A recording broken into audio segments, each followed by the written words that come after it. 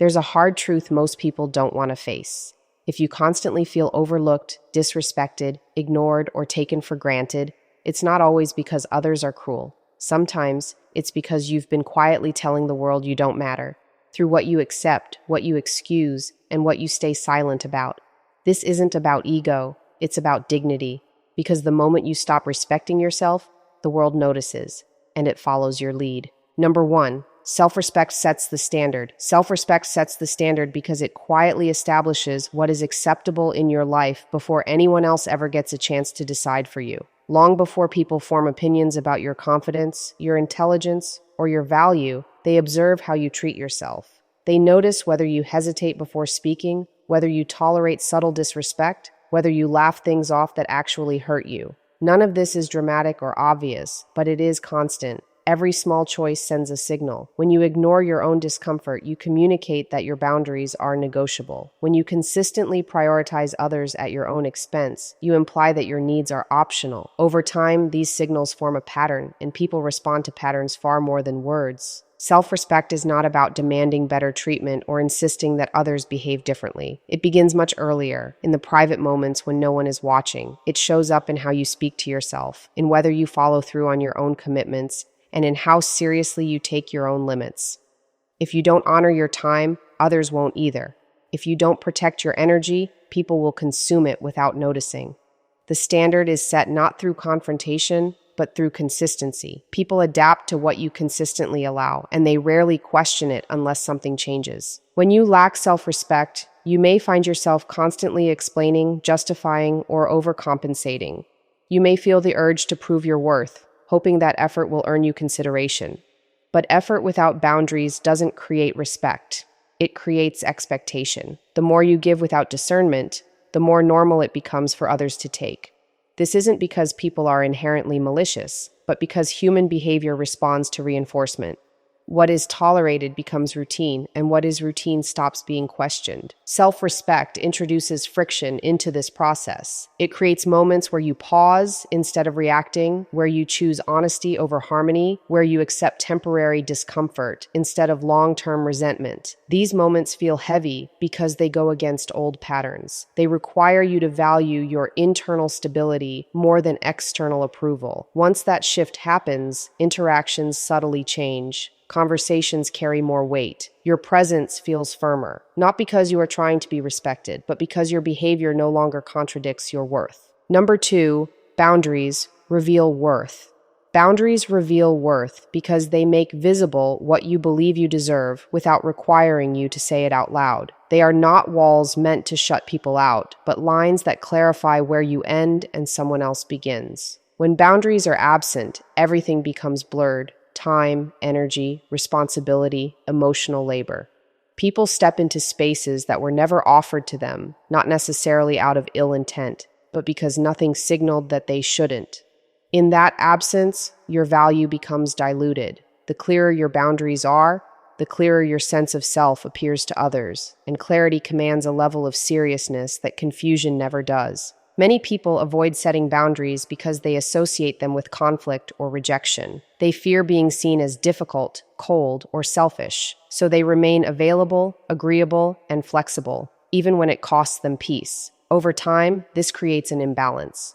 When you consistently prioritize being liked over being respected, you teach others that your comfort ranks lower than their convenience. Boundaries interrupt this dynamic. They force a recalibration. They say, without hostility or explanation, that your time, emotions, and limits are not endlessly accessible. That message alone shifts how people approach you. Boundaries also expose how much you trust your own judgment. Setting them requires you to believe that your feelings are valid enough to act on, that your exhaustion is real, that your discomfort is meaningful. Without that internal trust, boundaries collapse under pressure. You begin negotiating them, apologizing for them, or abandoning them altogether the moment someone reacts negatively. When that happens, people learn that your limits are temporary and can be pushed. But when boundaries are steady and enforced calmly, they communicate self-assurance. They show that you are willing to tolerate misunderstanding rather than self-betrayal. Not everyone will respond positively to your boundaries, and that response is revealing in itself.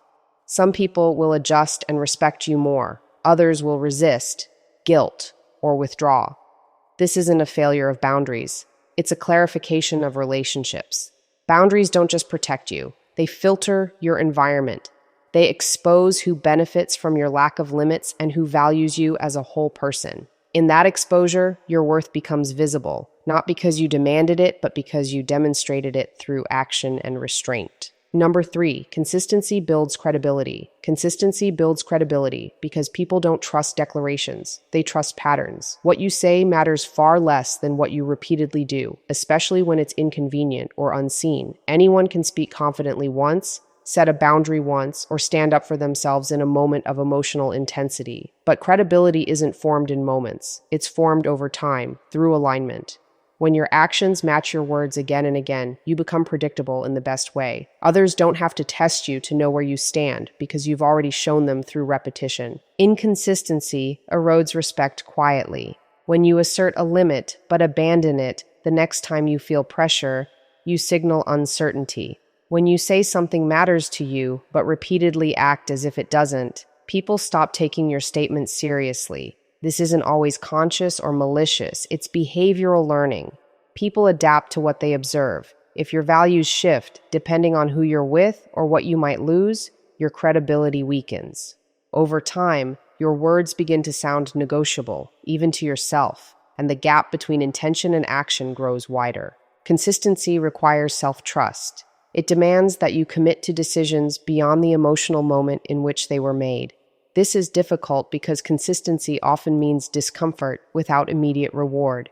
It means saying no, even when it would be easier to say yes, holding your ground even when silence would smooth things over, and choosing long-term integrity over short-term relief. The pressure to break consistency usually comes disguised as kindness, flexibility, or understanding, but when those traits override your core standards, they undermine the very foundation you're trying to build. When you act consistently, something subtle but powerful happens in your interactions. People adjust their behavior around you. They stop pushing the same limits. They listen more carefully. They take your presence seriously because it carries weight. This doesn't come from control or dominance, but from reliability. Your reactions are no longer unpredictable. Your standards no longer conditional. Over time, consistency reduces friction because expectations become clear, and clarity creates stability. Credibility grows not because you are flawless, but because you are aligned, because your behavior reinforces the message that what you say today will still be true tomorrow. Number 4, silence can be self-betrayal.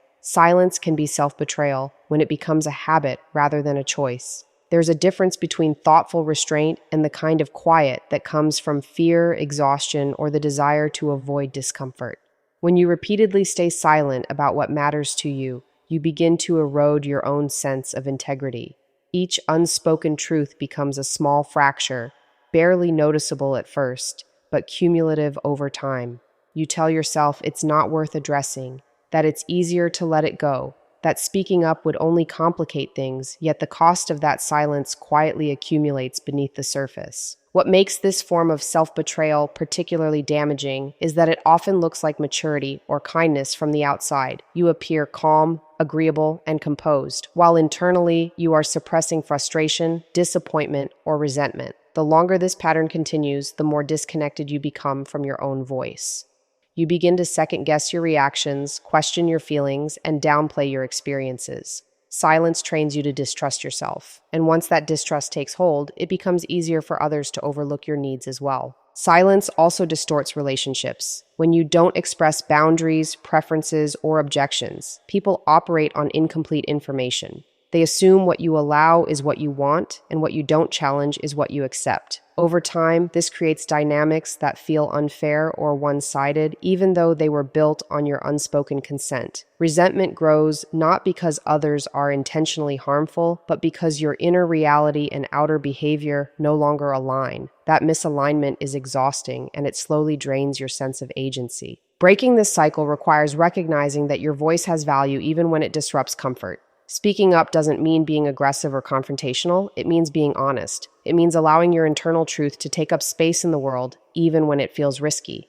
Each time you choose expression over suppression, you repair a small part of your self-trust. Silence may feel safer in the moment, but over time it teaches you that your perspective is optional, and living as if your own experience doesn't matter is one of the most subtle forms of self-betrayal. Number 5, discomfort is part of growth. Discomfort is part of growth because change almost always asks you to step beyond what feels familiar and controlled. Comfort is built on repetition. It rewards what you already know how to do and who you already know how to be. Growth, on the other hand, requires disruption. It challenges habits, identities, and assumptions that once kept you safe. When discomfort appears, it is often interpreted as a sign that something is wrong, when in reality it may be a sign that something is shifting. The body and mind resist uncertainty, even when that uncertainty leads to something better, because predictability feels safer than possibility. Many people attempt to grow without experiencing discomfort by waiting for the right time or the right feeling. They hope confidence will arrive before action, clarity before commitment, and certainty before risk. But discomfort is not a symptom to eliminate. It is the process itself. Every meaningful boundary, every honest conversation, every step towards self-respect carries a degree of unease. This unease doesn't mean you are failing. It means you are confronting patterns that once defined you. Avoiding discomfort keeps those patterns intact, even when they no longer serve you. Discomfort also exposes where you've been compromising yourself. It arises when you stop people-pleasing, when you say no without cushioning it, when you choose alignment over approval. These moments can feel isolating because they disrupt familiar dynamics. People may react, withdraw, or test you, and that reaction can make you question your decision. But growth often feels lonely before it feels empowering. The discomfort signals that you are no longer operating on autopilot, that you are consciously choosing what you tolerate and what you don't. Learning to stay present with discomfort builds resilience and self-trust. Each time you endure it without retreating, you prove to yourself that you can survive temporary unease without collapsing or reverting. Over time, discomfort loses its power to control you. It becomes information rather than a warning. You begin to recognize it as a threshold, not a barrier. Growth doesn't happen despite discomfort. It happens through it, reshaping your sense of capability, strengthening your internal stability, and expanding what you believe you can handle. Discomfort is part of growth because it forces you to confront the gap between who you are now and who you are becoming. That gap is rarely quiet or gentle. It creates tension, uncertainty, and a sense of instability that can feel deeply unsettling. When familiar coping mechanisms no longer work, you are left without the comforts that once helped you navigate the world. This exposure can feel threatening, but it is also revealing. It shows you where you've been relying on avoidance, approval, or routine instead of strength and clarity. Growth begins the moment you stop running from that exposure. Discomfort often arrives when you challenge long-standing narratives about yourself. The idea that you must keep everyone happy, that conflict should always be avoided, or that your needs come second can feel deeply ingrained. Letting go of those beliefs feels like losing a part of your identity. You may feel guilt for changing, fear for standing out, or anxiety for no longer playing a familiar role. This emotional turbulence is not weakness, it is recalibration. Your inner system is adjusting to new rules, and adjustment is rarely smooth. What makes discomfort productive rather than destructive is how you respond to it. When you interpret it as danger, you retreat. When you interpret it as growth, you stay. Staying does not mean forcing yourself forward blindly, but allowing the discomfort to exist without immediately neutralizing it. This requires patience and self-compassion. You begin to notice that discomfort rises, peaks, and eventually subsides, especially when you don't abandon yourself in response to it. That realization alone builds confidence, because it proves that unease is temporary, not fatal. Over time, repeated exposure to discomfort changes your relationship with fear. You stop seeing it as a stop sign and start seeing it as a signal. It becomes an indicator that you are stretching beyond previous limits, testing new ground, and strengthening internal muscles that comfort never touches. Growth reshapes your tolerance for uncertainty, making you less reactive and more grounded. What once felt unbearable becomes manageable, and what once controlled your decisions loses its influence as you continue forward. Not because it feels easy, but because you trust yourself enough to stay present through the difficulty. Number 6, internal alignment creates external respect. Internal alignment creates external respect because people respond more to coherence than to confidence. When your values, thoughts, and actions are in agreement, there is a steadiness to you that doesn't require performance. You don't need to over-explain yourself or assert authority because your behavior communicates clarity. Misalignment, on the other hand, creates subtle signals of hesitation and inconsistency. Even if others can't name it, they sense it. When you say one thing but do another, or believe something but act against it, your presence loses weight. Alignment restores that weight by removing internal contradiction. Many people try to earn respect by adjusting themselves to the expectations of others. They become adaptable, agreeable, and strategically flexible, believing this will make them more acceptable. In reality, this approach fractures internal alignment. Each compromise made without self-honesty creates tension between who you are and how you show up.